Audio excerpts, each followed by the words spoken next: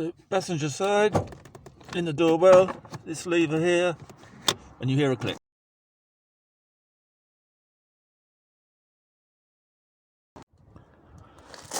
So this is the Mini. It's one of the most difficult bonnets I've come across in all my bonnets and hoods of all the cars I've had to fix.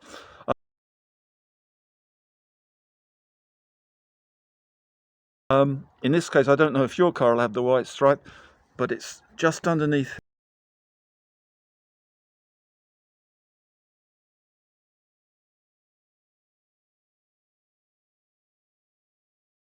here. It's attached to the hood bonnet.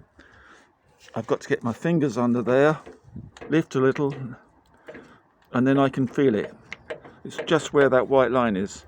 I'm just going to move across so you can see the badge, so you can get some idea of the position of it is. Can you see that? Where my hand is.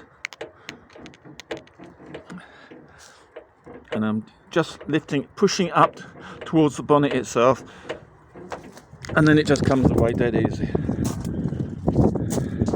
So let's see where that mechanism is. That's what your fingers are trying to find.